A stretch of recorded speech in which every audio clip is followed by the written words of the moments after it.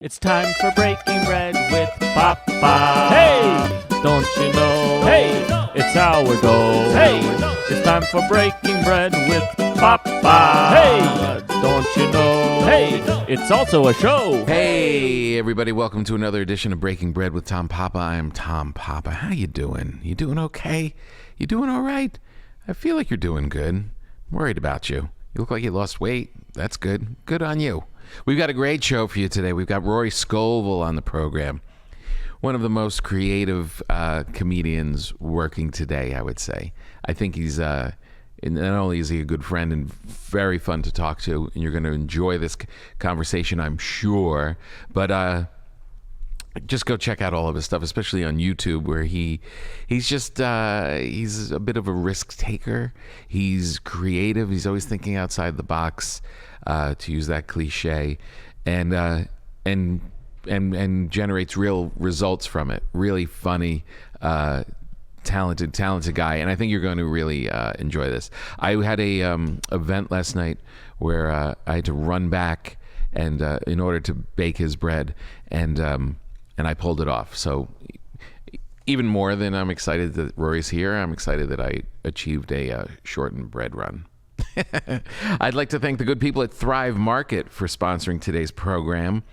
Shop everything from healthy pantry essentials and sustainable meat and seafood to non-toxic cleaning and beauty products. When you join Thrive Market, you're joining a community of 1 million members, and sponsoring a family in need. And they're saving our planet with fast and free carbon neutral shipping. A great company, all of the good products that you want in one spot. And you don't have to go to the store to get it. Join Thrive Market today and get $80 in free groceries. $80 in free groceries for you when you join Thrive Market. That's THRIVE market.com/Papa to get $80 in free groceries. And then they'll know that you're a good listener and that you are part of the program and that our little podcast is helping them in this nice little relationship. Also, I'd like to thank the good people at Helix Mattress. How long have you had your mattress? How has your sleep improved? If you got a Helix mattress, your answer is tremendously. I had my mattress for a long time, and it wasn't until the Helix people came around that we actually realized, oh, there's a better way. The Helix lineup includes 14 unique mattresses, including a collection of luxury models, a mattress for big and tall sleepers, and even a mattress made just for kids. Helix is offering up to $200 off all mattresses and 2 free pillows for our listeners. Go to helixsleep.com/Papa, P-A-P-A. With Helix, better sleep starts now. Also, go to tompapa.com because I am touring all over the place, and I'm shooting my Netflix special on October 1st at the Wilbur Theater in Boston. First show is sold out. There may be some availability on the 9:45. If you can come and be a part of it, I encourage you. It's going to be a great time. Also doing a run in California. I'm going to San Luis Obispo, Monterey, and Chico, and then a run in Texas, going to Houston and San Antonio, and one other city, all over the place. Count Basie Theater, the Albany, in the Egg in Albany. That's going to be a good one. And the Count Basie Theater the same weekend. Bunch of shows running to the end of the year. And here we are. Fall, kind of. Unofficial end of summer. Peeking into fall. We're getting there for sure. I haven't been cooking that much. I did a great event last night with Chris Bianco, who's been on this program from Bianco Pizzeria, and he's part of Chef's Table on Netflix right now. So they had a big event, and he's got a new place downtown, and I got to sit there, and I've been trying to dial it in because I'm going to be shooting this special. I don't want to be too chubsy. I think I had 10 slices of pizza last night. It's just too good. If you're throwing out pizza with pistachios on it and sausage and fennel and just straight up margarita, I mean, come on. I'm just a man. He is a real artist, Chris Bianco. We got to have him back on proper. We did it during the pandemic, I think is the first time he was on this program. And his connection, I remember not being that great. He's such an artist. He's such a cool guy. And such a great, inspiring conversationalist, too. Just one of these guys who, when you leave, you're like, I should be enjoying my life as much as he is. Just gratitude, love, just enjoying people, enjoying what he's made, and just inspiring. And that's why his pizza's great, and it's also why people want to come and see him all the time. It was really cool.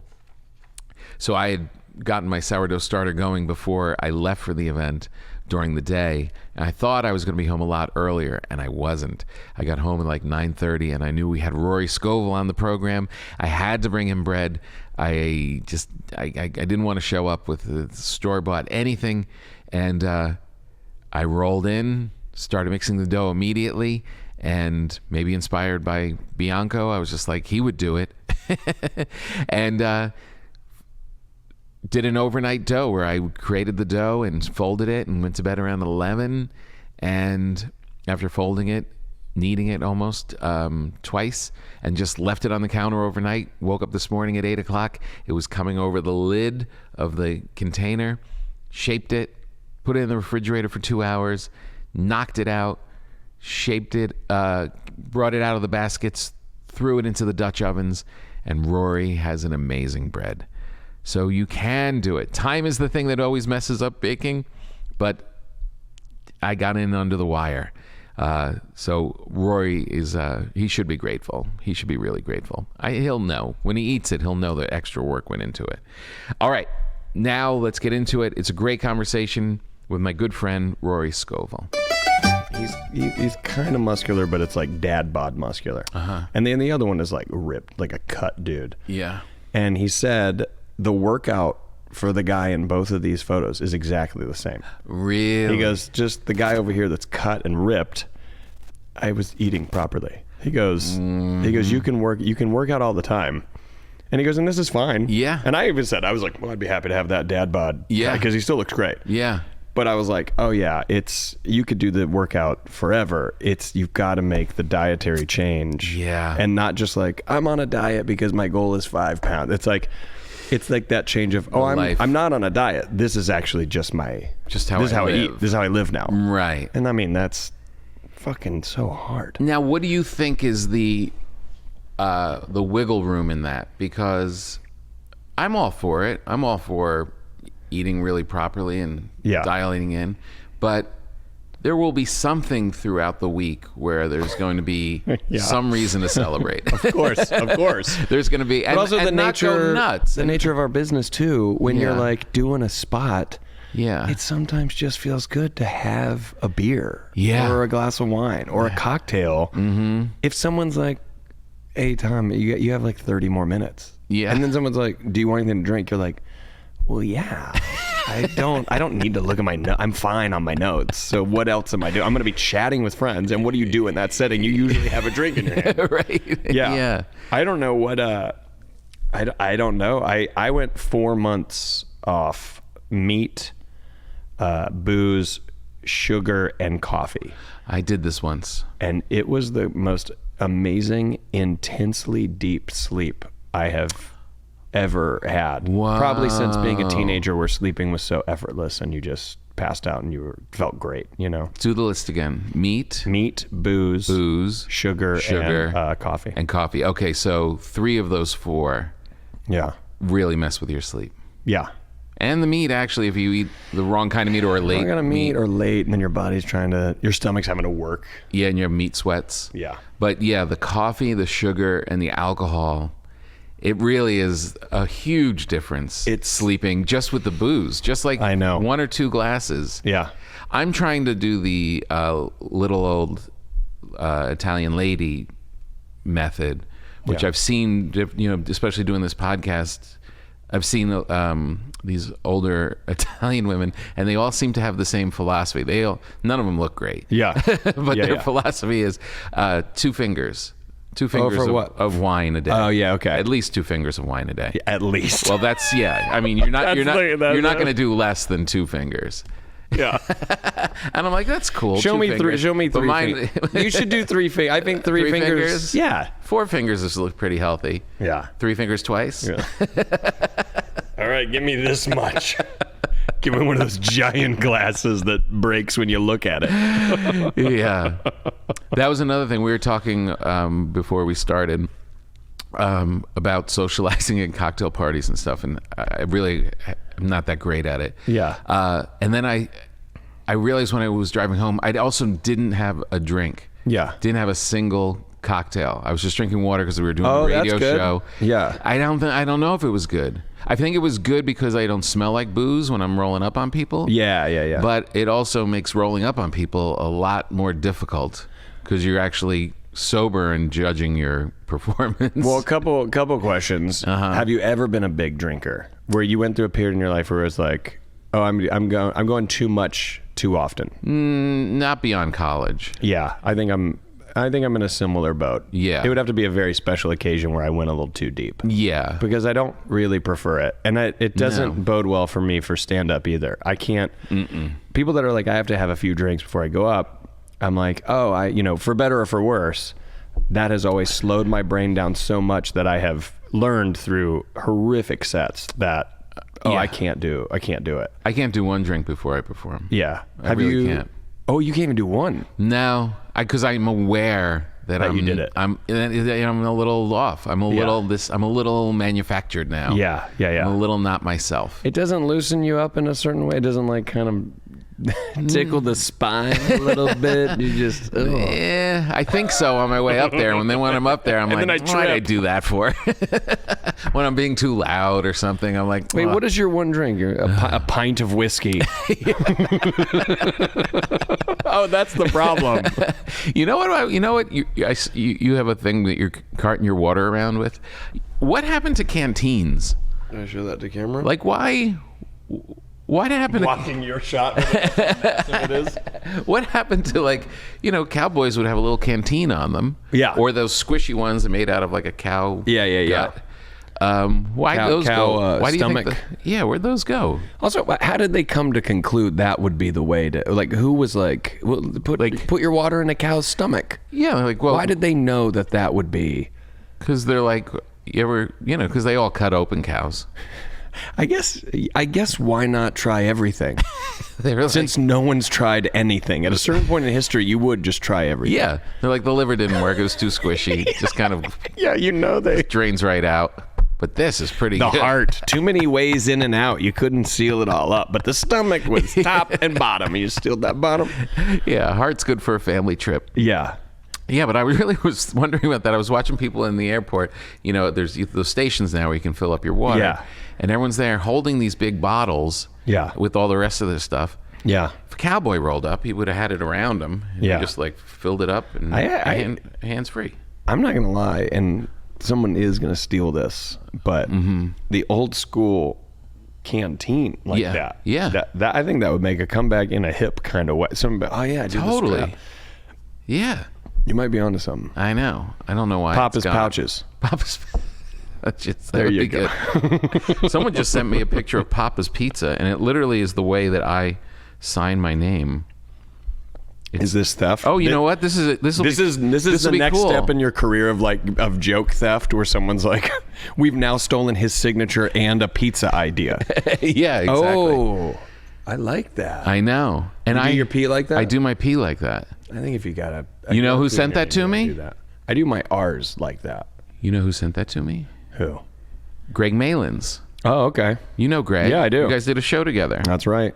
Upside, downside. Ground side. Upstairs, ground side, upstairs. Upstairs, down, the ground side. It wasn't on that long, but it was fun. That's how badly I remember it too. Ground side, uptown. Rich folks, blue collar down here. With blue collar here, white collar here. Upstairs canceled. Yeah. 2 seasons, barely. I'm starting to realize you can have a pretty good career just doing 2 seasons of everything. You can. Yeah.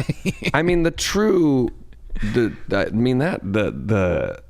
wonder if the multicam is. I think there's a generation of comics now that there is no interest in a multicam sitcom, and it's strictly from the place of they're just not perceived as cool anymore. But what I know from experience is that they are the greatest job you could possibly ever have in the world of acting. If you are a stand-up comic, you would be like, oh, you don't even have to act, really. Right. You just got to get them laughing, which is what we're already trained to do. Especially if you're not writing on it. Oh my God. If you're not writing on it and you complain, you are the worst person. If you're like, these hours are killing me. Oh, what hours? 9 to 12? Right. 9 to 12 is, have you ever heard of most jobs? See ya.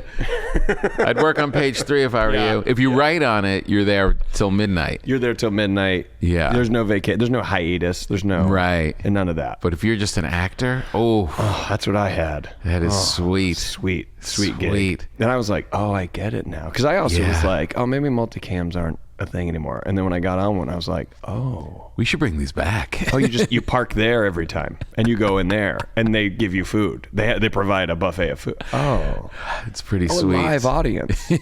Now, but the other side of it is, like, my daughters, who are now 17 and 20, they grew up on all of the the Nickelodeon multicams. Yeah. Like all of those, That's So Raven and all those kind of shows. So they kind of have an affinity for that and format. And the Disney Junior. Yeah, all that stuff. Yeah. So I don't know, but I don't know where you put it. You know, it's really hard because Netflix, because network TV is dying. Right, yeah. Like they may not even program on NBC from 10 to 11 anymore. I wonder what the future holds if these streaming services start selling ad space.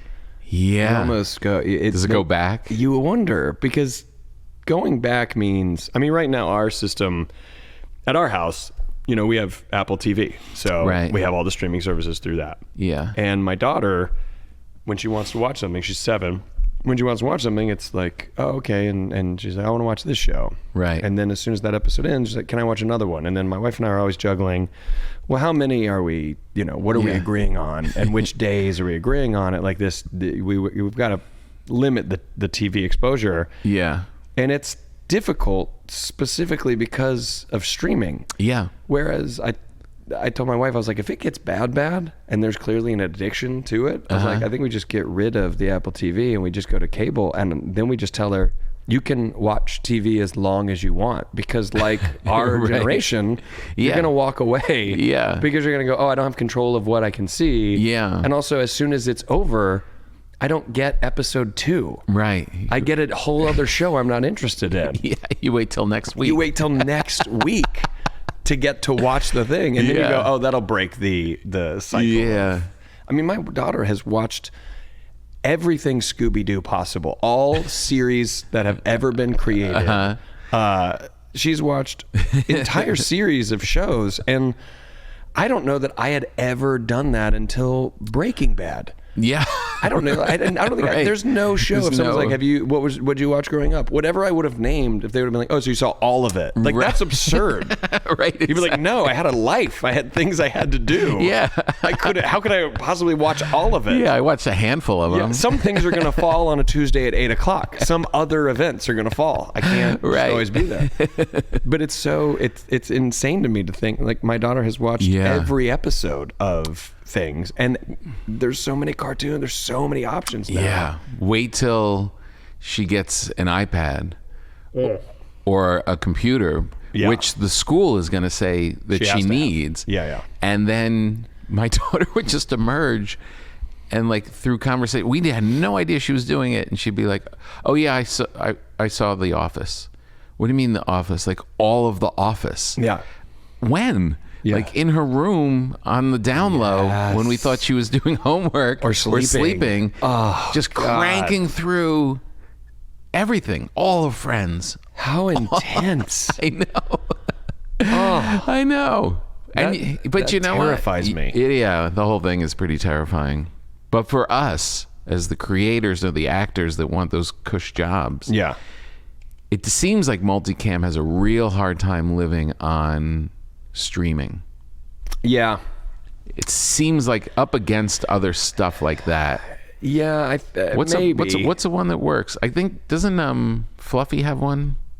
Oh, yeah. I don't know what it's called. But I feel like Gabriel, on Netflix. But yeah, I think it's like, I know it's coming back, or it came back. Yeah. But I don't know like the success rate of it. Yeah, I don't know. And also, there isn't the, there isn't that lure of get to 100 episodes and then you are making money the rest of your life. Yeah. That you don't even have to think about. You're it's in like those days syndication. you could be on streaming and go 400 episoit's You've been paid up front and that's it. You were paid and that was you're done. You're done and you're done and that's it.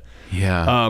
It's also not, Fluffy being the example, but they're also not driven by stand-ups the way they once were. It's no longer that you do a set, you get noticed. What show would you make?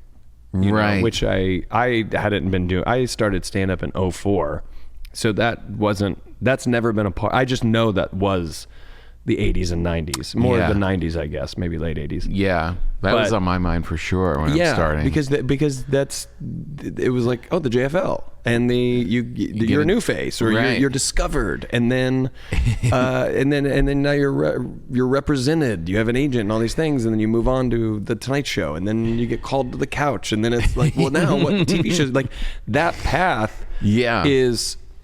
To think of that now is almost so comical. Like that is almost, you would write that in a spoof and no one would believe that was ever real. that was the path. Yeah, exactly. Yeah. or a path. Yeah. Right. Yeah. Exactly. No, the idea it's also so fractured that even if you were to get to the ultimate and have the show, it's not like your audience increases that much. Right. From all your podcasts and live performing and all the stuff that you do. Yeah. It's like, you're not playing to 70 million people eventually with anything, unless you go from being a stand-up to hosting the Super Bowl. Hosting the Super Bowl or somehow becoming an incredibly huge A-list movie star. Right. And if you were to break down, in the world of stand-up comedy, if you were to break it down, what would it be like? Robin Williams and Jim Carrey? Like who ever got those numbers? Who started, in our boat of telling jokes on a microphone? Right. It's really interesting because that path in the 80s and 90s, it was kind of like you sort of saw a means to an end. You're like, well, I get on stage and I tell jokes because there's this thing that might happen. Right. And now it's interesting. I feel like stand-up is now in this other vein of, well, why are you doing it now knowing that isn't the path? I think it's had people cause them to step back and really decide if they love the art of live performance with a crowd through comical spoken word, which is the most boring way to describe what we do. But you know what I mean? Like it really makes you go, well, if the odds that no one's going to see this to cast me in something or give me a show, do I love being up here for 60 minutes because I actually enjoy this engagement and this response and that, and it seems like a lot of people do. I think so. I think a lot of people do. It's also interesting. I think a lot of people don't ever hit the road in the traditional way that you not only had to but wanted to. Yeah. No, I know. I was talking to somebody and I was like, they're pretty successful, and I was like, you never really went on the road. And they were like, no, because then I had this show and then this other thing, and I was like, oh man, that's such a strange. It's a strange thing for stand-up also, in that you don't necessarily have to be a stand-up to be known as a comedian. Right. You know what I mean? Like, young people that just have like a following on YouTube doing something. Yeah. Like really, and they kind of peripherally do stand-up in LA or whatever. Right. But like that part of like that this is where I feel like stand-up is becoming like jazz in a way. Yeah. Like the people that really love it as an art and like keep doing it and like having healthy audiences. Now I can see it eventually paring down to oh, he plays like the trumpet. Yeah. Like there'll be like a handful of comics that do like performing arts centers and the Lincoln Center. Yes. I think there's that's so interesting because even talking about anyone that like sort of does something comical on YouTube or now like TikTok. Yeah.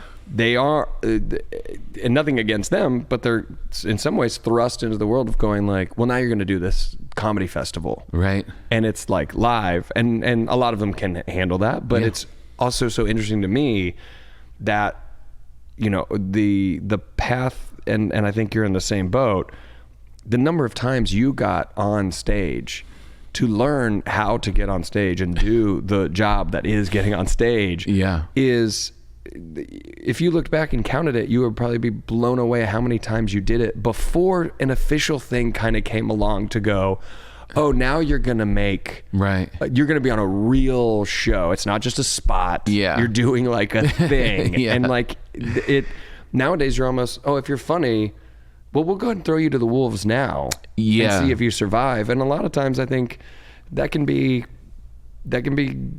kind of shitty for someone who might really learn how to do it, because you don't have anything to come back with the next time around. I think it's kind of that world of like popping too soon. And I understand that anyone could, whenever I think of this or have this conversation with people about popping too soon, and I would say I don't come from the place of everyone needs to pay their dues. Right. I come from the place of, well, everyone does need to learn how to play the game so that they know how to play the game, but not only that, learn how to sustain the career of the game, because if they're thrown to the wolves too soon, I'm actually defending them. Right. If they're thrown to the wolves too soon, people might go, oh, I guess he's funny on TikTok, but I thought he sucked at the stand-up show. And it's like, that might be because he's never had the space to learn what that is. It's so funny. I have Seinfeld's voice in my head right now, because whenever we would like TikTok, I feel like that just lives in your head. His voice is always there. He kind of does.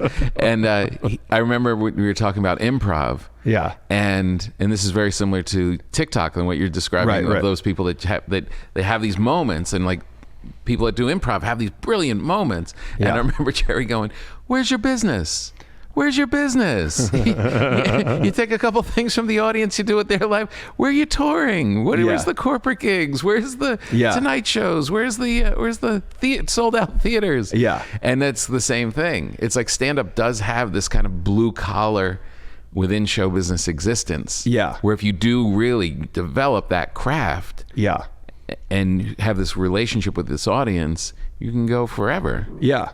But I also think that to that point of like, where's your business? I think that is that's kind of almost what we're talking about. That traditional kind of but you do the 5, you get the 5, and then you showcase the 5, but also you got in your back pocket the 20, and then you know that you can do the 45, and then you try to get the corporate. Like I would love the check that comes with corporate, but it would have to be so high for me to work hard to be a guy that gets to do a corporate. And I know that my act doesn't fit into those things. And the only reason anyone would ever hire me for some of the things that, he would have described fictionally in your head is I would have to just be huge.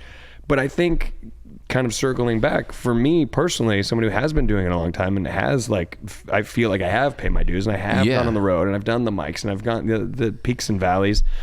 I think I've learned that I don't know that I could sit here and go, 150 seats is so fun to me. Yeah. Because I like the jazz. I like the basement. I like the intimacy. I like being able to feel everybody. I concede that I am not a guy who has played arenas or like these massive theaters, so I couldn't tell you what that would be like. But I do know that for what I do and how I do it, that I love those spaces. Yeah. And I'd rather there's this part of, and this is all new. I'm only saying this because this is new thoughts for me, in that constant sitting down going, why am I doing this and what am I trying to get to? Right. And going, the thing that I enjoy, I should just enjoy it. Mm-hmm. And I should quit going, yeah, but if I work really hard, then I can maybe play 500 seat theaters and then maybe 1,000 seat theaters and all these other things. If those things happen, great. Right. But I think in the timeline of my life and my career, I have to just go, well, what do I like? And maybe just keep doing that and quit trying to assume that anyone has set the standard of what our careers are supposed to be like. Yeah. You know what I mean? 100%. There's that thing where you get caught up very easily in, well, what's next? Well, how do I keep building this? How do I keep building this? Yeah. I remember I was talking with Maria Bamford once, and it was right at the beginning of like Kevin Hart like starting to like do arenas. Yeah. And he was kind of the first of our generation of like starting to all of a sudden, now there's like, 6 guys that are like going out there and doing all those crazy numbers. And I was like, wow, I can't believe he's like playing. Do you see the size of the place? Yeah. And she goes, and she looked horrified. Yeah. And she goes, that's like running a corporation. Yeah. Like to be that big, you're running a corporation. Yeah. She goes, I like running a small shop. I know. I like running a small coffee shop. That's what I know the like people, feeling. they come in, it's comfortable. Yeah. And it really was like, oh, yeah, we don't all have to be on the same path. Yeah. And if you're not achieving what Kevin was doing, then you're just...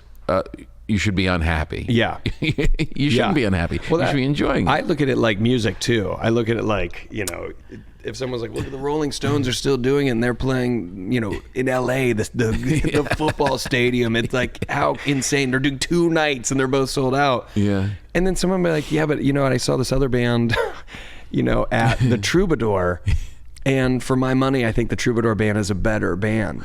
And then I think with stand-up, that I think we do get caught up in, and I think an audience's perspective a little bit, if they're not too savvy in what stand-up is. I think a lot of times they go, well, if you're doing arenas, that means you're a good comic. And if you're not doing arenas, that means you're a bad comic. Right. And both can be true and false. Right. But I think they see it as sort of like, well, no, it's very black and white. It's this or that. So I was sleeping on a lame mattress for a long time, and the people from Helix came along and asked, how long have you been sleeping on your mattress? Don't you need another mattress? I was like, yeah. So I took their sleep quiz, and I put in all of the things that I like about sleeping. How I like it a little more firm. My wife put in her preferences. She likes it a little softer. And we went back and forth with what we wanted, put it all into the sleep quiz, and they spit back a mattress designed just for us. And they delivered it, and we knew we'd be able to send it back if we didn't like it, and we love it. And we've been sleeping on it now. It's got to be over a year. Easily. And I travel all over the place. I stay in a lot of beds, some nice hotels, some not great. I look forward to coming home and sleeping in my bed, not just to sleep in your own bed just to be home, but because the actual bed is so damn comfortable. You can get a 100-night risk-free trial. That's 100 nights. You can't go wrong. Come on. It's worth it. An American-made, it comes with 10 to 15-year warranty, depending on the model. And remember, you get to try it out for 100 nights free, risk-free. Helix has been awarded the #1 mattress pick by GQ and Wired Magazine. Helix is offering up to $200 off all mattress orders and 2 free pillows for our listeners. So go to helixsleep.com/papa and to participate in the sleep quiz. And I know it's one of those things, a mattress is one of those things when you're sitting in it and you're like, it like sneaks up on you like, oh, I should be, there's a reason I'm not sleeping well. There's a reason we're not that comfortable. And you flip it and you do all these other things. It's because shopping for a mattress used to be a hassle. Not with Helix. HelixSleep.com. Take the sleep quiz. You'll get up to $200 off all mattress orders, 2 free pillows for our listeners. Thank you, Helix Sleep. And thank you to Thrive Market. So Thrive Market is if you're conscious about your shopping, what you put in your body, what products you are buying, and what the effect that's going to have on the community, on the world, then you are just a little more thoughtful about what you want. And it's sometimes the thing that gets in the way of that is having to go stop at a bunch of different stores in order to shop smart and ethically and healthy. Thrive takes care of that because they have all of the things that you are thinking about, all of the great food, all of the great products, all in one place. When you join Thrive Market, you go, you order, they deliver, it comes to you, you get all the goodness without being wasteful, without being thoughtless, and you get all of the stuff that you want in an easy fashion, and it saves you money. If you join Thrive Market, you can shop everything from healthy pantry essentials and sustainable meat and seafood to non-toxic cleaning and beauty products, all delivered right to your door. And if you find a price lower anywhere else, Thrive Market will match it. There you go. Thrive Market carefully vets each and every item so you can trust that if they sell it, it's probably the highest quality available. Finding everything you need is easy on Thrive Market because you can filter by 90 plus values and lifestyles to find out what works for you. When you join Thrive Market, you're joining a community of more than 1 million members and sponsoring a family in need. And with their fast and free carbon neutral shipping, you are also bettering the planet. So join Thrive Market today and you'll get $80 in free groceries. That's $80 in free groceries. Come on now. Join Thrive, THRIVE, market.com/Papa to get $80 in free groceries. That's thrivemarket.com/Papa. thrivemarket.com/Papa. P-A-P-A. Thank you, Thrive Market. Whereas, and no knock to Kevin Hart, but I would, if someone said we can go see Kevin Hart at Madison Square Garden, or you can go sit next to Maria Bamford's parents and watch her shoot a special in their living room, I would go watch Maria Bamford's show, and I would just go, well, this is art, and it's subjective. Right. And for me, I think it's almost harder what she's doing in this living room in front of her parents, that I think this is a crazier act to see and witness than this other one. You know what I mean? Yeah. And it's, it really plays into the way that you work. Like you're not someone who repeats themselves over ad nauseum. Yeah. I bring you up on this podcast all the time because I tell you to. Yeah. Well, other than what you pay me. I think I would probably do it without the money. I sponsor this podcast. It's Rory Scovel Presents for a reason. But it's really inspiring because you go out there and you're like, you did those shows and you recorded them where you just weren't going to do an act. You were going to be as pure as you could possibly in your mind of getting up on stage and just with nothing. Yeah. And nothing from last night or nothing that kind of worked in those other nothing moments. Yeah. You're just going to go and do it. And it's really inspiring. It pushed me to... Because you do it. A little bit. Yeah. A little bit. In the beginning when I'm like finding it. Yeah. And then it starts to solidify into, which I think is something. I think that's for the hour that I do, like, if I'm going to go do a club, I'm going to the DC Improv on next week, or actually I don't know when this drops, so I might have already been there, and it was great. What's the date? September 16, 17, 18. I think you were just there. I was, and it was so fun, you guys. But when what did you do? So many jokes. But when I do like a club, that hour that I really rely on came from those a heavy part of it came from those 6 shows I did in Atlanta. That really became my act. Yeah. And it was, something I was going to shoot before COVID happened. And then, now it's still there and I'm still building on it, still finding other things to improvise that I then fit into the world of those jokes. So when you were at the DC Improv, do you still give just yourself... recently, too. Yeah, last week. Do you can still give yourself time during the set to be that loose? Yeah, I try to be as loose as possible the whole time, with the back pocket being the act. And then I go in and out of it. But there's make me feel better. There's also times where going up and just right into the act, start to finish. I sort of did that in Minneapolis in early August. I went up, and the hour has only recently really come together thematically, where I'm like, oh, I don't know that this is the order, but they all fall into a bigger story. And monkeys? I'm not going to lie, it's all about monkeys. But I'm not even going to lie, as someone who has been doing it almost 20 years, I've never really crafted an hour that I would say thematically was kind of one thing. It's always been like all these tracks, and it's very sloppy. And I look back and I feel very immature about that style of putting an hour together, despite the fact that I think they were good. For me, this feels like, ironically, they're all sex jokes. So there's a strange irony that while I think what I'm talking about might seem immature, it's the most mature hour that I've ever constructed.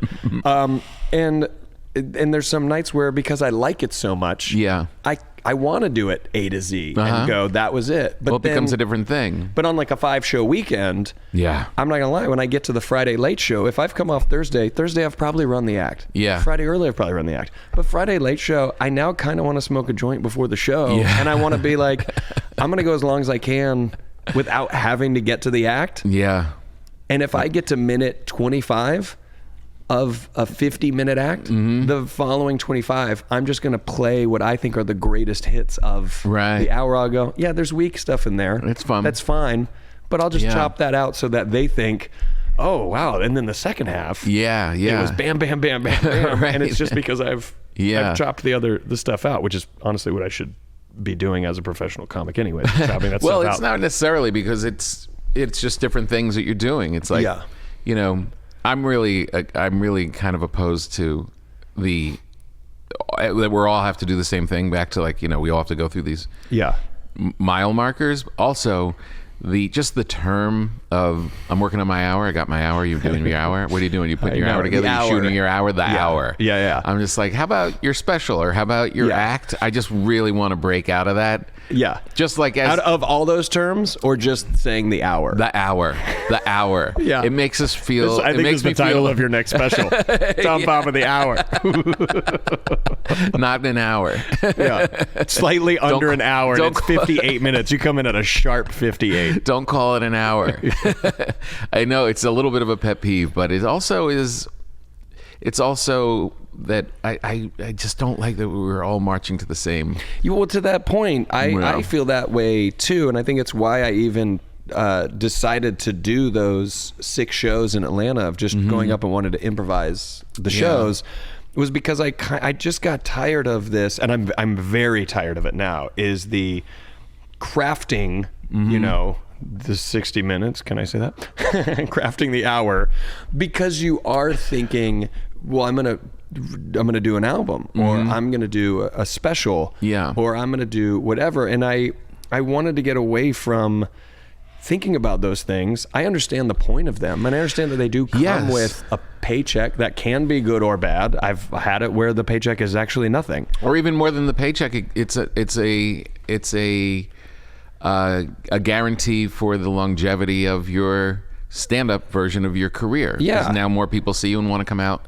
And you can go tour. And this means to an end of it, but I think I hate the idea that it pulls us out of, hey, what about this crowd right now? And I've been even trying to think about that with like just spots. Like even going up and someone being like, so, everyone's just kind of doing 10. And instead of being like, oh, well, what should I work on? I think I'm so over that term too of like, I'm working on something. Why not? Do you say that you're working on something because you want the other comics in the green room to know, hey, guys, just in case this could fail? Like, why are we as artists not so supportive of each other to push each other, to fail in a way, in terms of in learning, to go, go out there and fuck it up, go out there and try it, go out there and do whatever. And instead of looking like, well, don't fuck up the crowd for me, I'm next. Like, I hate that. Yeah. It's like, well, let everybody try whatever they're going to do and go out and go, well, I'm not working on something. I'm going to go out and be funny for 10 minutes for these people. And if by any chance they decide to follow me on any of the social medias, specifically just to find out where I'll be performing next, then that to me is the gold medal of the Olympics. Yeah. That makes me so happy. Yeah. To feel like, these shows are special and it is this moment, as opposed to, hey, you guys paid and you're going to see a lot of comics tonight. But you are all just a urine trough for us, because what we're trying to get to is the Super Bowl of what our job is. So you're going to throw stuff at you. You don't really count. You don't count. I'm just working this shit out on you. This is not the show. But there is an element to that the audience does like. They do like being the trough sometimes. Some do. Like if you, and those are my favorite audiences. Yeah, really. But there is that. That's the and like if I'm at the original room in the Comedy Store, I'd want to see that. Yes. I'd want to see the Rory that I know and I've watched the special. Yeah. And then watch him fuck around and be real. Yes. Just be in that moment. That's a cool thing. I mean, that's a lot of the shows now that are like in process. You know what I mean? Right, Like, that's such a thing now, where it's like, I'm working on the hour. To me, it's like, don't even call it that. I know. Go up and let people, like, because here's why I think we call it that. I think it's ego. Okay. I think it's ego. Because if you said, I am really trying to put this thing together, but I need the crowd to know it's in process, so that they don't sit there going, well, Tom's really lost his stuff. Or the other comics don't It's really the other Does comics. Tom think this is good? Because it's not. I would rather be like, why not call it your special taping? And let the audience go, but there's no cameras here. And go, now we're having fun.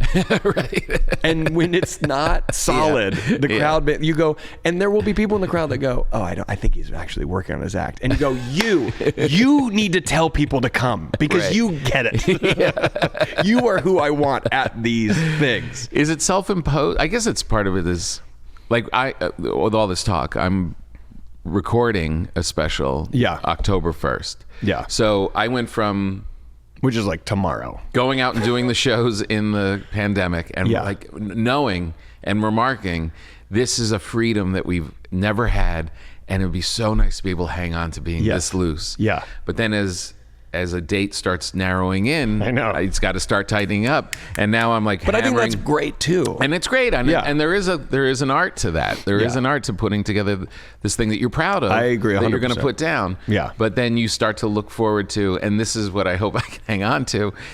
I hate when you do it and then everybody starts panicking. Well, now I got to work on my new hour. Yeah, I know. Or how about you just go back to just being you? Or go back to being you, or take the time. Or I think I hate that too, where it's like, oh, you got to get up all the time. Like my philosophy of what we do is just, I'm not in that same boat of being like, well, get up every time, any kind of stage time, get up, always get up, do this. I get too bored with myself to where I don't enjoy it. And then I go, well, if I'm not enjoying it, I don't need the free drink ticket. Yeah. I'll just buy beer at the grocery store.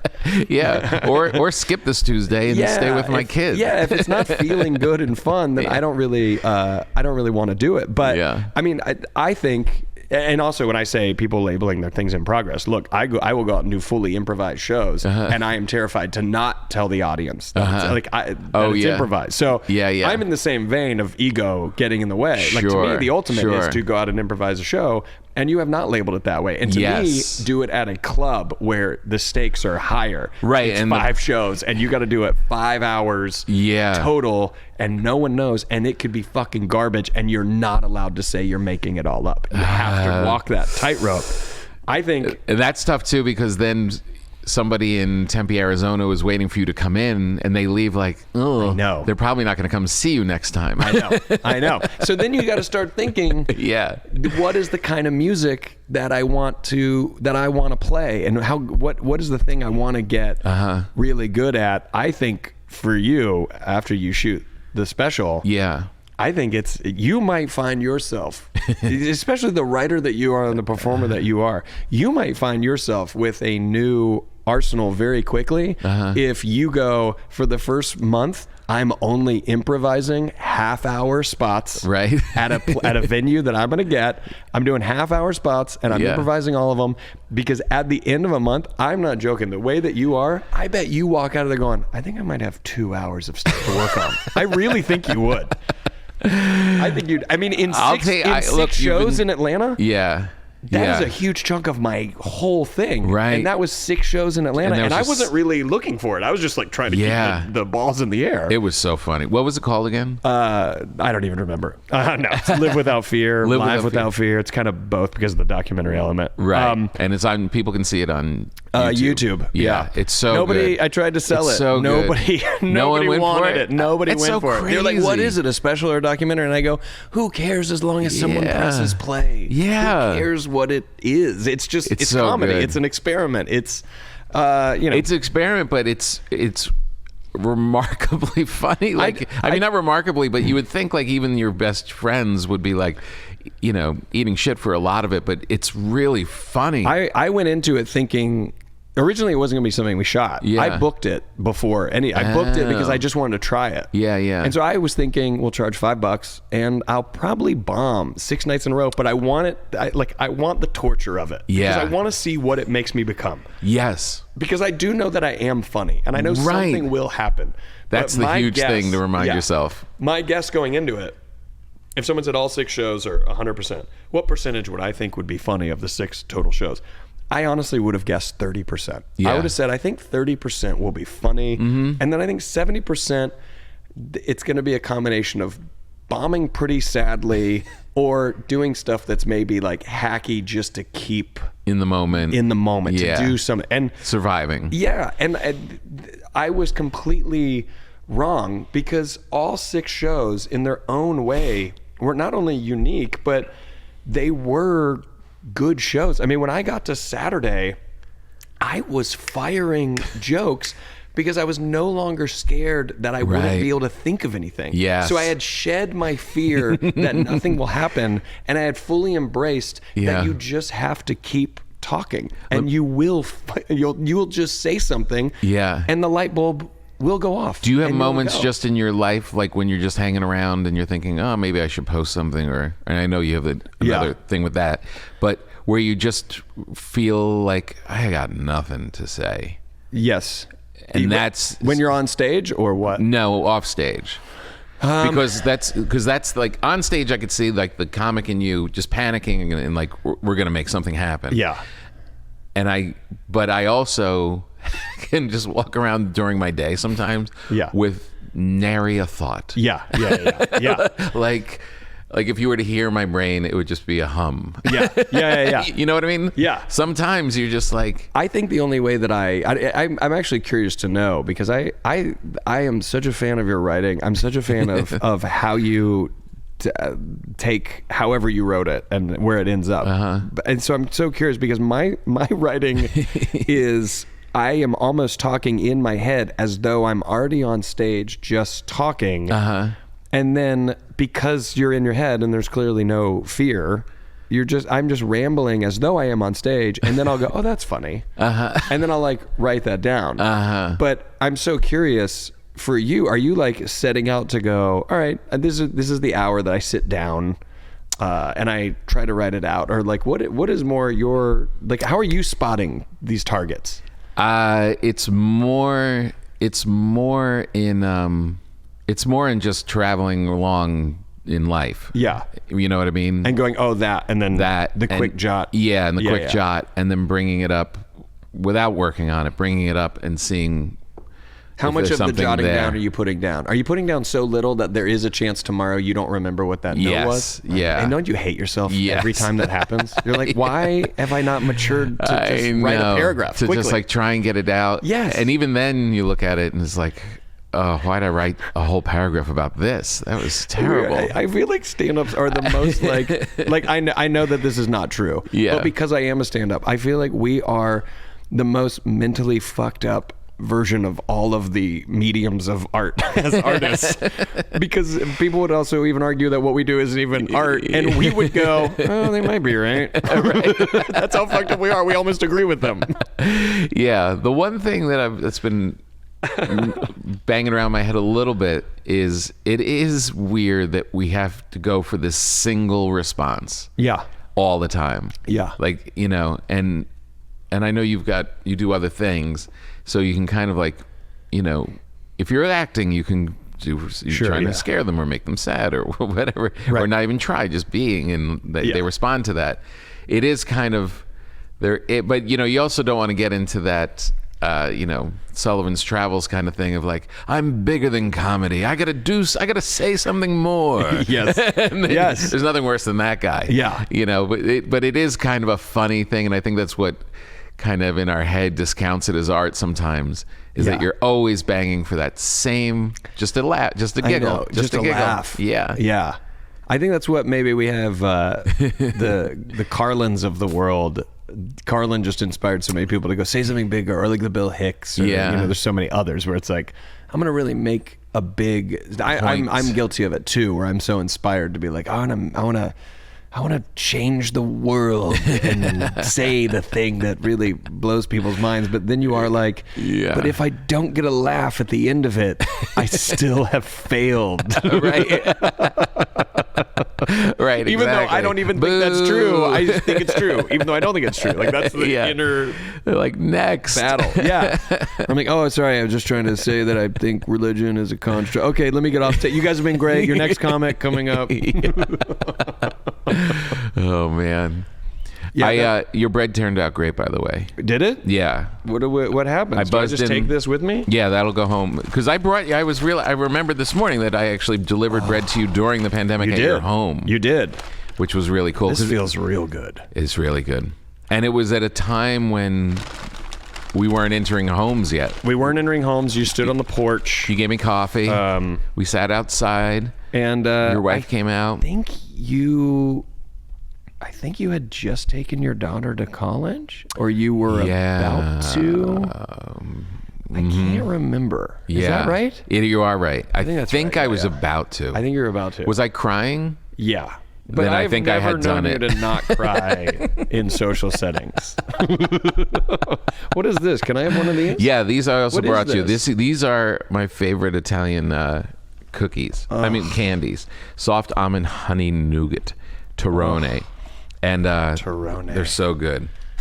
And you're gonna like this a lot. That feels good. Yeah, these are good. Now, is that a Ferrari? You can take that. Yeah. The Ferrari. Is that a Ferrari? What Italian deli are you going to? Right here? Yeah, there's that one, the Monte Carlo Pinocchio, which is the best in the area for sure. Oh yeah. What's that? Marzipan?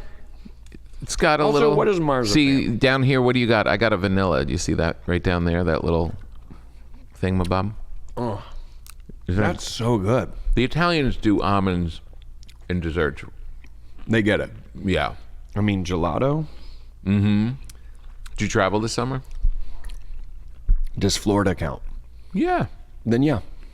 Went to South Carolina, Florida. Was in Vegas with the family. Nice. Did a big family summer trip. Played in a member guest golf tournament. You did? In Greenville, South Carolina. Whoa. And it was so incredibly fun to do. Was it really? Yeah. That is so good. Is that good? Your golf game is on point right now? I got new Callaway clubs. I played this morning. What'd you do with your old new clubs? My old new clubs are still in the garage. My wife is like, don't you get rid of these? I'm like, you don't get it. You just don't get it. And you never will. And I just yell. Why do I stay with you? Why are we together? You don't understand me. I hit a drive this morning, 322 yards. Whoa. And yeah, I bogeyed the hole. That's not the point. That's not the point. The point is how I looked when everyone was looking. I looked so cool. Yeah. And I wasn't in the fairway. I said to my buddy, I go, dude, this drive was 322 yards. And he goes, in the fairway? And he's standing. I'm like, no, it's over here. He goes, all right. I'm like blocked out by a tree. I don't have a shot at the green. How often are you playing? I try to play once a week. No, that's good. If I can. What is this one? That's really good. What is orange? Lemon is my favorite. Is it? Should I try go lemon? I'm going to have one more. I think you got. I'm going to start buying these. This is your box. Oh, I get to have this. Yeah, you're going to take that home. My daughter is going to lose her mind. No joke. That vanilla one, she's going to be like, that's the great. We're getting that every week. Give her that toast. Put Nutella on it, and she'll really love you. I'm just going to give it to her and let her try it at school so that she comes home and goes, what was in my... So she's in first grade? Second grade. Second grade. Oh, God, that's such a fun age. I was at my end table. I don't know. Maybe you draw this out of me. Maybe if I was dropping my daughter, the same daughter that I was dropping off at college, I opened up my end table next to my bed, and it's just filled with nonsense. There's just like the silliest shit in there, and there was a little photo book, a little flippy photo book. I was like, not before you go to sleep. I was like, just do it, knowing damn well what's in it. And we took a shot of her every. Don't get me. I think it was every month. Oh, every month for a year. The first year starts as like this gelatinous thing, and then like sitting there and like holding herself up and like, oh my God, so expressive. Can you cry so easily now? So easily. Before having kids. Yeah. Could you cry? Like, were you like an expressively emotional person? No. I keep it close to the vest. Yeah. Same. Yeah. But with once kids entered your life, it's what is that? Commercials, especially like, so you have a daughter. Yeah. Anything with a father and a daughter, forget it. Forget it. And it's for Payless shoes. Yeah, right. And exactly. Like, they didn't have the one she wanted. Sappy, yeah. He went back in the rain. By the way, I might have just written an amazing commercial. Hand. You did. I was thinking it's a series. I think it's a movie. That's actually probably a trilogy. It's a multicam. We could sell that tomorrow. This is happening. I wonder what in our brains switches where like now we just... Yeah. Because I think women have that. Not all women. I think we all are products of our youth and traumas and whatever. But for the most part, and this is why I think women are genuinely smarter. And I always say that, and I always have to then go, and I'm not pandering. Right, there are dumb women who I think are awful. Right. That exists, just as I think of that of men. Yeah, but I just think on a whole... We're allowed to generalize. Yeah, I think on a whole, women are just like... the thing I feel so bad for women is that I also agree that they should be in charge of almost all things. And I'm like, I'm on your side about this. You are smarter. I know. But I don't know how we get you over the finish line. I know it's going to take... I know there's an irony that's going to take a lot of men. Right. I know the irony of that. And does it feel bad that I'm offering you help? Yes. And if you tell me not to, I'll be like, whatever you say, you're smarter. Right. But I think women, like, especially in the world of like being in touch with their emotions and learning what those are and how to like... They've been keyed in. How to understand them and like wanting to understand them. Yeah. So much sooner than us, and I mean me and you specifically, who are idiots. Well, especially in terms of children. Yeah. I mean, I knew without a doubt, just watching your wife go through pregnancy, childbirth, and then knowing feeding, how to be a mom, and that and you're like, this is idiots. I feel it too. Like I would die for this person, right? But I'm also ginning it up some of the times. Like there's another level that, I mean, it's part of her. It came from inside of her. I cannot imagine what that must be like to look at a living object and know that it grew inside of your body. And just, I mean, that's why, like if my daughter is like, says something shitty to me, which happens, we give her the space. And that's our fault by being parents who listen and care. But if she says something shitty to me, I'm like, all right. But if she were to have grown inside my body and said something shitty to me, I would be like, you motherfucker. You grew in my body. I was your home. I was right. This exactly. is your shell. Was my human carcass. And you're turning on me. And you're turning on me. I made you. Yeah. Yeah. No, it's a whole different level. And they know how to be moms.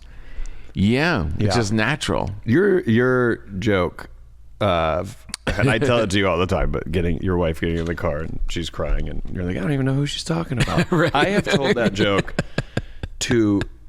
I've probably told that joke to more people, like off stage to friends, and be like, have you ever heard Tom Papa's joke about it? I like tell them the joke. I've probably said that to people. Well? It does well every time. Nice. I've told that to so many people, probably more times than I've told certain jokes of my own act on stage. I like that. Where I've told it to people, they'll be like, oh, yeah, that's really funny. I'm like, I remember it was at that school fundraiser with the scholars, and that joke had me. Oh, right. I said it to my wife in the car. She was like, Rory, I was just at the show. I heard him tell it. I heard it from the source. Oh, it's so great. Thank you. That makes me very happy because I really I respect you comedically more than most. Oh, that's all I care about. And that's why I give you the money for this podcast. Right. And that's why I front the money. Yeah. I actually paid for these. He bought these free. I go, hey, pick me up some Toronis. I'm sorry, I got the wrong Pellegrino. It's fine. I also had, when I go to that place, they also have the newspaper in Italian. They have a newspaper that's published here in like Burbank. Yeah. All in Italian. There's a little English, but mostly Italian, and businesses from around here advertise. And I get it all the time just to see if I know anymore. Like I'm always kind of like poking and stuff. Yeah. And I literally didn't bring it in because I was like, if I bring this in, Rory's going to see it, and that's all we're going to talk about. There's no chance that I am letting that slide in any way whatsoever. I literally had it in my hand. I'm like, no, he won't behave. This is not coming inside. The Italian delis are so overwhelming too, because you walk in, if you were going to make pasta and you walk into an Italian deli, you will go, okay, right, I'm going to crush it because everything I need at the highest level is here. It's here now. And I'm gonna and then you're not even just going, I'm going to make amazing spaghetti tonight. You're like, you know what? We are going to start with bruschetta. We are. And I'm going to serve it with tomatoes and mozzarella. I'm going to do it all. I'm going to get some balsamic vinaigrette. But at an Italian deli, you walk in and it's so... You didn't even know that many pastas existed. I know. I walk out of that place and I'm always... the only time I'm disappointed with, like today, when I'm walking out of there without a box. Yeah. Like I buy so much. I can't stop buying stuff. I know. Let me get you a box. Yeah. You're like... And you just keep buying. You're like, maybe this pasta's good. Maybe this one's good. But, as a kid, I always thought it was like just spaghetti and then manicotti and lasagna. I thought those were the options of noodles you could get. I didn't know there was What are so you much. doing now? I was thinking this too about when my kids were little. I was like, what do we cook? Like we cook so much now, and I've gotten so much better at cooking. But when they were little, there were whole years where you couldn't try anything because like if there was if she saw like a flake of pepper, why is this on here? Why is this on here? and you can't. When I was a kid, you could always do there's starving kids in the world, right? And I came from that. So when my daughter would have a moment of like, what is this? I would go, there are starving, and my wife would be like, and I'd be like, it's pepper. It's pepper. That's what's on there. It's pepper. Just eat it. Why is she going at him? I think she's just like, we're not going to compare. I think there are so many different versions of eating disorders and eating trauma. I think my wife is like, we're not going to create well, you didn't eat it, but you need to eat it because this person doesn't have it. And when she explains it to me, I'm like, oh, yeah. Right. And then I'm like, how do you know that? And she's like, because I'm just thinking logically as a person. I'm like, see, that's the difference. I do not have that built into my head. No. All I have is how I was raised. Right. And I need to pass on that generational trauma as far as I can. I need my grandkids to feel affected by my things. Yeah, right. And be as petulant and small-minded as you can about it. You're talking about my daughter growing as a person and moving past this. Then she can't have my last name. She can't, because that DNA matters. I just wanted to eat this now. I yelled at my daughter once, like both of them. We were at a fancy hotel. We ordered breakfast for room service. This is like young? Yeah, young. And in my mind, I didn't see them as young. But now, like looking at the pictures of when this incident happened, I'm like, what was wrong with me? They were so small. Yeah. But we order this room service in a fancy restaurant, which is a lot of money. You know, every time and they come and they set it all even up. for like a kid's burger, they're like $30. You're like, And she's like, these pancakes are weird. Oh. And I remember like, oh, I guess this is just how we live. My father never got me room service, and if we did, we damn sure would have eaten it. We're just going to complain about this. And I made just like this purely instinctual, emotional shittiness just came pouring out of me. I can relate. Sadly, I can relate to and this. And now I look at the pictures, I'm like, they were right. They were 2 and 5. They were 2 and 5. And they didn't need cumin on their pancakes. They didn't need specialty potatoes. I've looked back at videos of my daughter and been like, and I've just been like, oh my God, she's so adorable and little there. And when was that? And then when I remember back when it was, then I will go, oh yeah, that's right. I think I remember yelling at her for something and I really believed I was correct. And I think I thought she was an adult, but now that I see this, I realize I'm a monster. I'm a horrible monster who has no choice but to mess her up in some way.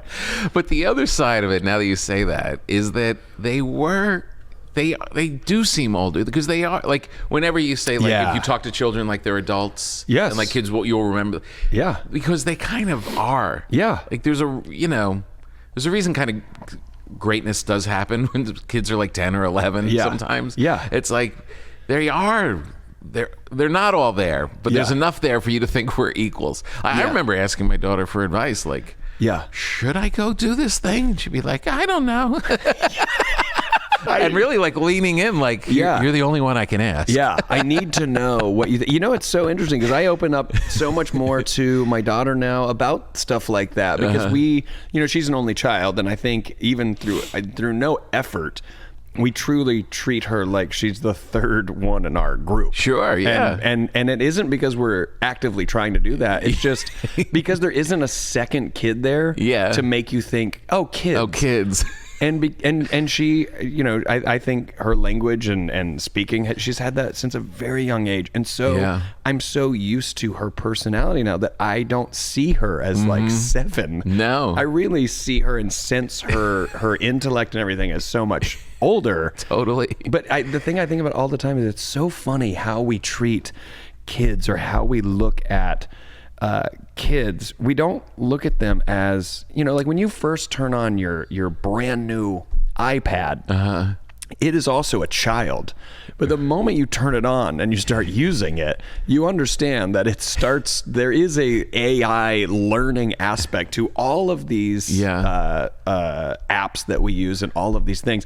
Children are so similar in the sense where we're like, well, kids are dumb. And it's like, because because that kid's been here for 4 years. Right. So like when kids do say a funny thing, or their thing in like logic is very like Pippi Longstocking, you're almost like, it's so funny that we think that's funny because we're like, they don't get it. But you're like, why would they get it? It's like they have a small brain that is growing and absorbing information. And instead of it, we're like, well, one day you'll be an adult and you'll be smarter. It's like, well, no, actually, if you just start packing the information and education into the child, you might be blown away how smart they are very quickly. And also, had you been treated that way, you might be like, oh yeah, I would have been really smart quick. Like everybody in my life who, as a teenager, who I thought was a smart person, I saw the way their parents talked to them and what they talked to them about. And I was like, oh, that's what it is. That didn't occur to me at the time. But that's what it is. They didn't just go, well, you're a kid and you're dumb and we can just fib to you. We lie to you about stuff because you're just a kid. Instead, parents look to their kid and been like, oh no, well, really lying to them will really have great consequences down the road. It is really a cool thing when you can see that they're noticing that you're asking them something beyond what you normally do. Yes. They kind of clock it. You mean like with the advice thing? Yeah. Yeah. You're like, so what do you think? Do you think I should do this? Oh, and they kind of like, respect. Yeah, respect, right, exactly. A little respect here. Speaking of which, you have to go get your child. That's right. Oh, yeah. Well, actually, my wife is probably going to do it. We're okay? I think we're okay. Yeah. All right. We're going to wrap up anyway, but I want to know if we have to just pull the ripcord or not. I love you so much, Taroni. I'm going to have to try the orange. I can't. Yeah, do it. I'm going to eat one more because you're taking the Can I ask you if had I sat here and not waited for you to open that box, and I just opened it, and I genuinely kept going until they were gone, regardless of how many you ate. Right.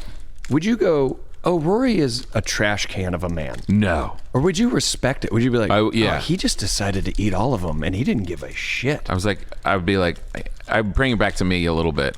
I'd be like, I knew he'd like those. Well, we're comedians. I knew he'd like those. You did, totally nailed it. There was a whole deli full of things that I could have given him, and I got him the one. It's so good. Also good, but I gotta say vanilla for the win. Oh yeah, vanilla for the win? I think so. What's this one? This one is vanilla. Man, what are we even eating? Joy. Love. I started making biscotti too. How do you do that? It's pretty easy. You put a whole bunch of stuff in a bowl and mush it up. Then you roll it into a log and bake it. Don't even have to be like, and then it comes out. You're describing most baking. Yeah, cut it up and bake it again. It's pretty easy. Oh, it's a double bake. Double bake. But you have to cut it. Yeah, you slice it and then put it flat. So you're almost getting like a bread that's like this, and you just more like a log. This way, so you get the long. It's like a log. Yeah. The first bake is a log. You just mush it into this, which is, any baking that's not super precise I can do. Which so is you just kind of log it. Fun. Yeah, and then that's why I like the bread. There's room, and then you slice it, and then put those little like you get in the store. You put that face up. Yeah, and then bake it again. Are you doing biscotti with coffee in the morning? Yeah, if it's around. Yeah. Is it sweet? Is the biscotti really sweet, or what do you? No. What is biscotti? It's flour. Yeah. Vanilla. Eggs. There's eggs. See, I bake. I bake whatever. Butter. Whatever Duncan Hines tells me to add. Do you cook at all? No. You know what? I do make. I don't know if we've ever talked about this. I do make a 9-hour bolognese. That is very good. Really? Now, I haven't made it in a long time, so I maybe have lost my touch. 9 hours? 9 hours. I think the third time I ever attempted this, this was the first time I was like, oh, I'm going to make it all day Saturday to eat on Sunday. Ooh. Because I want that overnight going. And I hadn't tried that yet. So this was the third time. I had started at like 10 a.m. Friends came over. We hung out. I've got it on everything is in there. It's on the lowest like simmer now. Yeah. And it's maybe like 10 p.m. So it's maybe like 12 hours. And I'm going to go turn it off and like put it away and then get it out tomorrow. But before I put it away, my buddy's leaving and he goes, I can smell this in the house. You've talked about it the whole day. You said this is whatever. You've been making these. I have to try it. And I got him a spoon and he ate a bite and he stood there for a second and he goes, I'm not lying when I say that at a restaurant, I would pay $35 for that. And I was just like, God, that is such a great compliment because I know what you mean. Yeah, right. Like $35 means this has to be good. Yeah. And if you're saying you would be willing to come back and have this again, and then I really started experimenting, and I gotta say that was probably the best I ever made it. But what do you? I became obsessed with it. What meats are in it? I do a pork. A pork sausage that's nicely ground up, right. And I do a hot sausage, but like so minimal because too far is too far, and you can't go back, you can't get it back. But it's mainly that, but like the thing I enjoy the most. No beef? I do, but and then there's beef.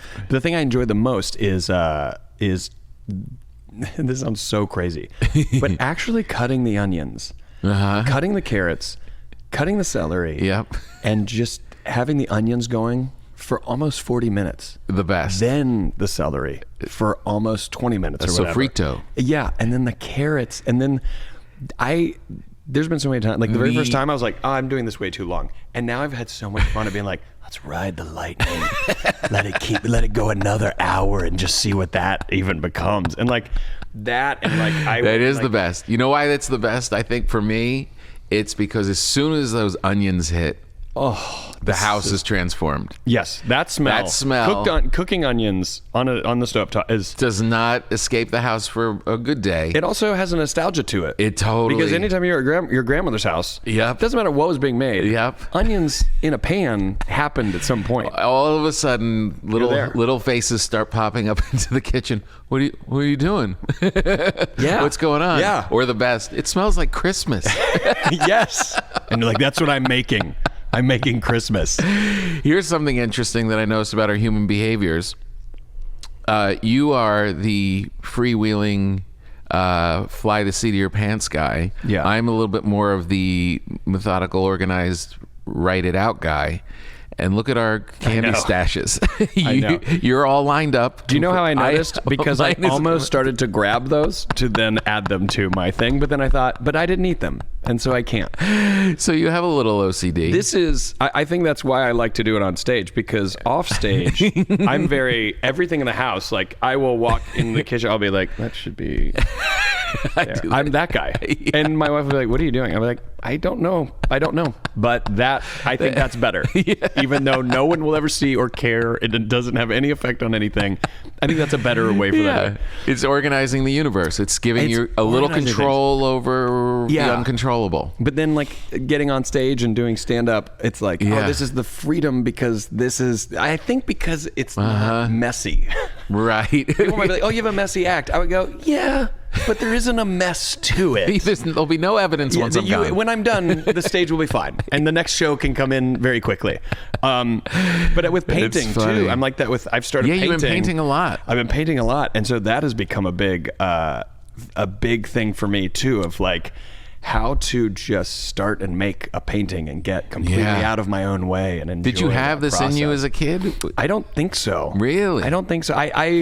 The only connection I really think about a lot is that there is something inside me that has always thought painters and the idea of painting, I just always thought they were so fucking cool. Yeah. Like I was always so drawn to stand-up because of the beatnik culture of like Bob Dylan and like the whole, I got my guitar and I go out on the road. Like I was always like, oh, that sounds amazing. Yeah. And I always loved stand-up. I was like, we don't even need a guitar.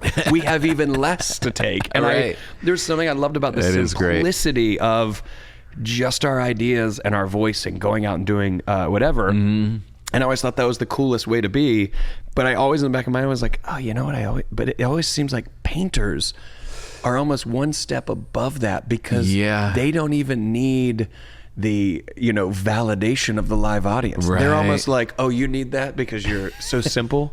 I actually just have my studio, my paints, and my cigarette, and I throw my jeans covered in splatter, jeans covered everywhere, and then I'm always like this in a picture, and I don't care even about my own thing. Beautiful woman, just like the radiator. There's a beautiful woman over by the radiator, and then you see this painting, and then someone's like, oh yeah, they bought it for $500,000. Oh, did they? Yay. And I think for some reason I just always saw that. I was like, no, that's the ultimate. I don't fucking care what life even is. So are you getting close to that when you're painting? I think because that's always been inside me, that's what drew me to always want to do it, but I've just never been any good at it. And I think a lot of people would also go, yeah, I'm also not any good at it. But I think it's because we're trying to paint to satisfy something in our egos. And I think that's what gets in the way, because what you and I do as our careers and as our job requires that it does have to be a certain way, because we do need people to be drawn to it and like it and want to pay money to see it. And with art, I think I always stepped into to painting the same way of being like, yes, but as soon as I finish this painting, I can't wait to show people and see what they think of it. And then somehow through enough failed attempts at just trying to make something clicked where I don't know what it was, but I just was like, oh fuck, why do I care? Yeah. I'm not a painter. Right. So why am I setting myself up to be, and like, oh, well, I have to be a painter. Yeah, right. Like, you could just do it. Why can't we just do it? Like Right. when you go do, Right. when you meditate, Right. you aren't going, well, because hopefully one day I'll be a monk. Right. Like, and when you paint, it's like, well, because hopefully I'll sell this one day. It's like, why isn't, you wouldn't go shoot hoops because you think one day you'll be in the NBA. Right. You do it because that's the thing of doing it. You don't care if anyone sees it. Right. There's nothing to make out of it. And so I think art, we forget that. Yeah. That art isn't this thing that exists because it has to be seen by others and purchased. Right. Sure, that's a great benefit to the fact that we can create stuff that people buy. Yeah. But it doesn't mean everything we create has to be purchased. And I think the moment you get out of your own way, you figure out how to have the confidence to start a painting and to quit having a map and quit thinking about that's great. Where's this going to go? What should it look like? So you enjoy it when you're doing it? I love it. Are you in that space? It's like therapy for me. Yeah. But I mean, it's still hard. It's still like I have a lot of canvases and I'll be like, oh, but how do I start this? Because what if I get it wrong? Or what if I make a wrong choice? Yeah. And that's even after having learned the lesson and developed my own philosophy that there are no bad paintings. It's just unfinished. It's just unfinished. There isn't a wrong choice. You just haven't finished yet. Yeah, that's smart. And I still will look at a blank canvas and go, well, I don't know how to like start it. My best paintings are ones where I just quickly do something drastic. Ah, nice. And I go, there. Now we have to go off of that. Right. The decision's been made, so the only way forward is off of that thing. It's like walking out on stage with nothing. Yes, it's walking out on stage with nothing and just starting to talk, going, well, you have to say something. Yeah. You can't go, yeah, but I need my first joke to crush. It's like, but if you don't have one, you have to do something. Yeah. I tell a lot of people, go buy a great. bunch of paint, go buy a canvas, go buy a big white acrylic vat of white acrylic paint, paint something, and then when you're done, paint over it. And just, that's where you go to paint. You just go sit to paint. You put on an album, you smoke a joint, you pour some wine. Yeah. And you do it just to go, hey, what were you doing in the garage? And you could just go, well, I was kind of meditating, but I was painting while I was doing it. And just ignore the girl by the radiator. And just forget her. She's a friend. I can't have friends. You don't understand my art. Yeah, but she's naked. I can't have naked friends. I'm not mature enough to have a female friend who's naked all the time. You think something's gonna happen? What is wrong with you? Yeah, you're a problem. You're immature. I'm so mature. My friends can be naked. You married an artist. Yeah. No, I didn't. No, I didn't. You just keep thinking you're one. Well, this was really great. Thank you so much for coming. I loved it. Thank you. Really Thanks for fun. having me. Send me pictures. Let me know what you did with the bread. Oh, well, we're going to eat it. Yeah. What are the options? What can we do? Well, you can do lots of things. You could throw some avocado on it. You could be a peanut butter guy. You could be a cream cheese and sardine guy. I'm going to truly show you every version of what we do with this bread. Oh, hey. I mean, my wife is going to celebrate. You just jogged a memory of during the pandemic when I sent you the bread, and you sent me back a naked picture of you with the bread in front of your junk. Do you remember that? Is that not one of the options of what we can do? I know. I already have one of those. We got it, Aaron. All right, kids, there you go. That's Rory Scovel. I told you you'd have a good time. He really organized his candies in a very neat, kind of sociopathic way. Mine are very loose and jumbled. It looks like I had more fun. Maybe he was a little more nervous because he realized he was going to eat the whole box of candies before he gets home and shares them with his daughter. Thank you to Rory Scovel. Thank you to Thrive Market. Thank you to Helix Sleep. Go to tompapa.com, look up all of the tour dates, and keep listening. Keep sending me messages. Let me know what you're cooking. Let me know what you're baking. And we'll talk again next week. Bye.